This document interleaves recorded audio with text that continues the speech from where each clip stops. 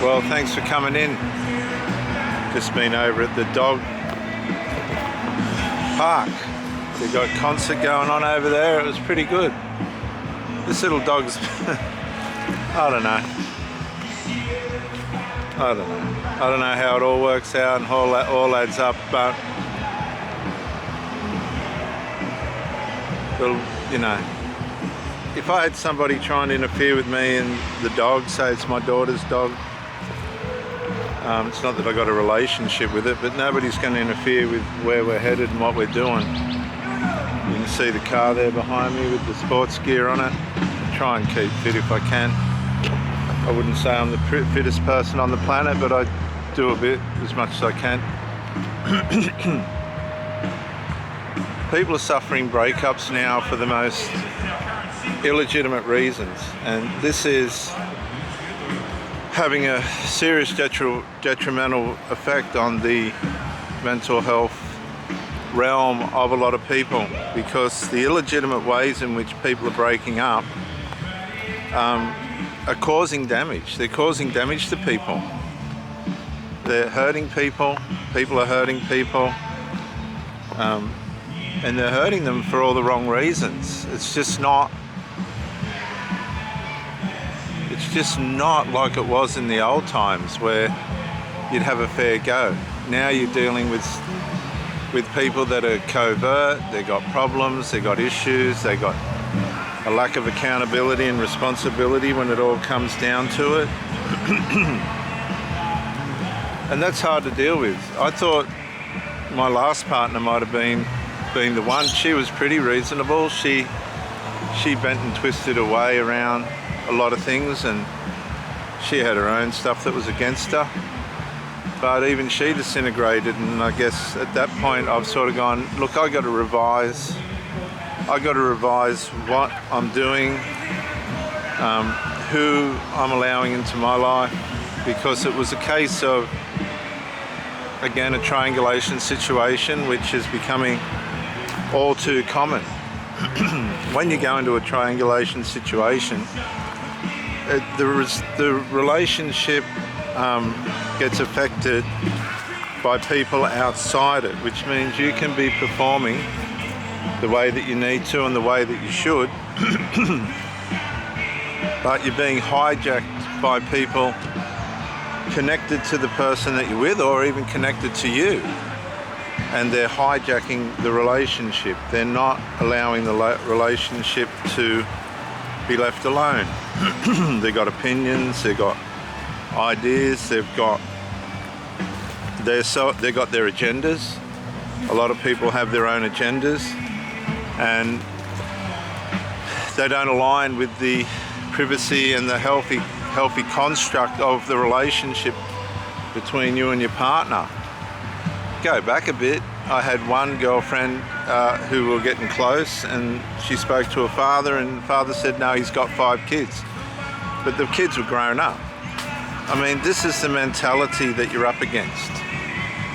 He was married for the second time, and he showed partiality to the woman that he married's children and neglected his own to a certain point. And there was some animosity towards him for that by the daughter, the lady that I was with. And these psychological impacts affect people. They harm people. There's also there's parts that affect the relationship outside of triangulation, which are compatibilities. And that's a give and take thing, compatibilities. I'm happy to work in with someone that I'm not completely compatible with, to a point. But then it comes to a point where you have to reciprocate. And reciprocation's the big thing now, because a lot of people reciprocate to a point and then they don't. Then they just stop. They just leave you stranded. Disintegration in a relationship, you do, if you have done nothing wrong, you need to look for signs of narcissism. Narcissism's always directly connected to separativeness, lying, cheating, disintegration in commitment, which can otherwise be termed as neglect. It can be emotional neglect's a big one, where they're turning up physically but emotionally neglecting you. That'll make you feel like a second source of supply. There must be another emotional source somewhere.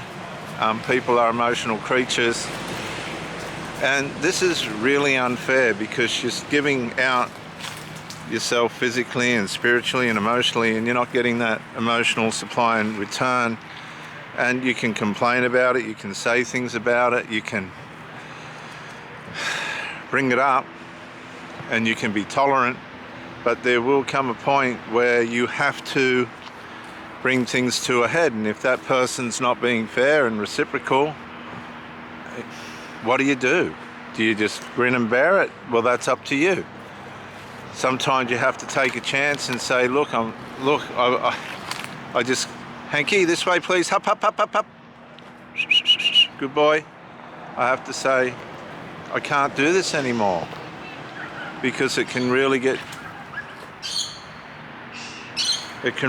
negligent. It can really get negligent. What's wrong with him?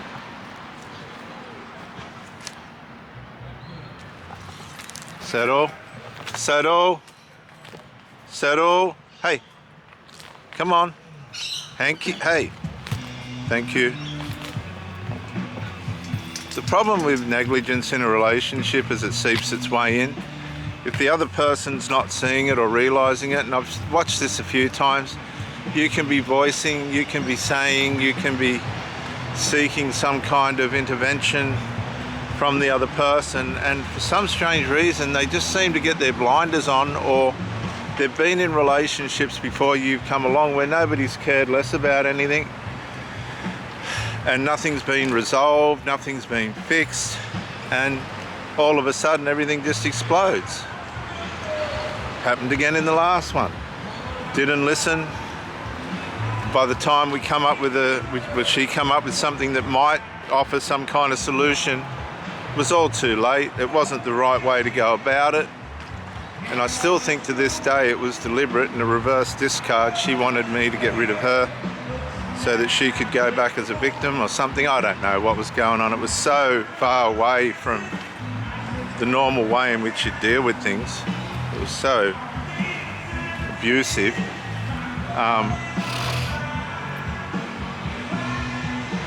I'm not prepared to be in a relationship and just let things flounder around. I like order because I know the rewards of that. I know the rewards of how order and commitment and attentiveness and all that works.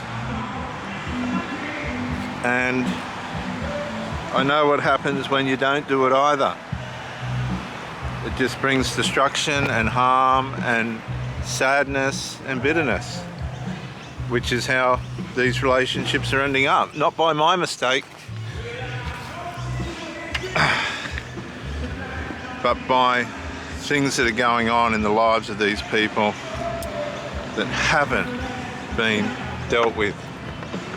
I'm Reverend Dr. J.W. Morrison, theologist. Thanks for coming on. I just wanted to bring that to you. If the problem's yours, you need to address it. If it's not,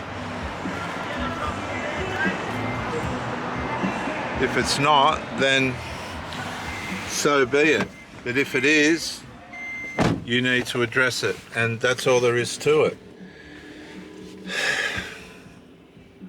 If it's not your problem and it's happening to you, you've got to make some serious decisions. And sometimes people just wear away from each other. They just go away from each other. But if you're genuinely trying to build something and the other person's on board, and you have built something and it's not happening,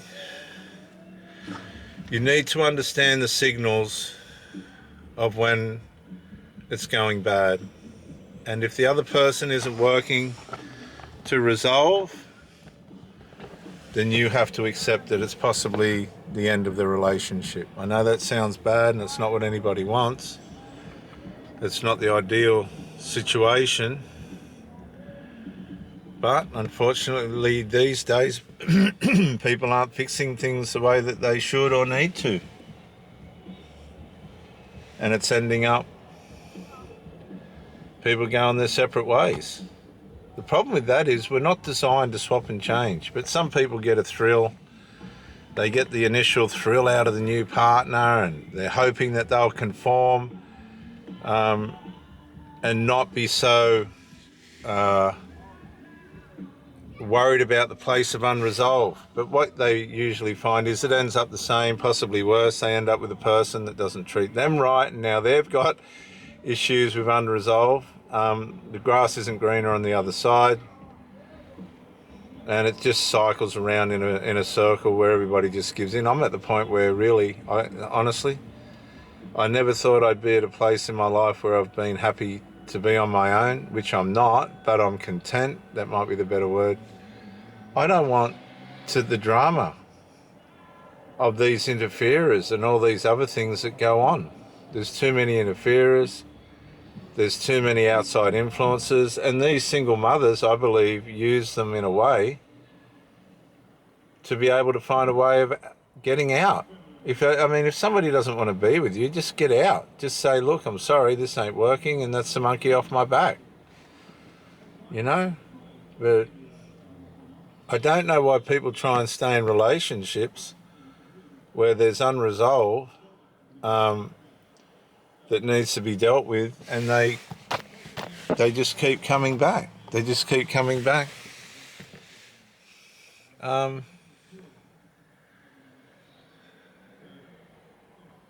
Without resolve. I can't for the life of me understand that. If you value someone and you love them, you resolve the issue. If they're not resolving the issue, they're not, the value isn't there. They're allowing the unresolved to be more important than the issue. And that's where you have to be aware and go, hang on a sec, I'm not doing this anymore. I'm Reverend Dr. J.W. Morrison, theologist, Central Coast, New South Wales, Australia, Gosford. Bye for now.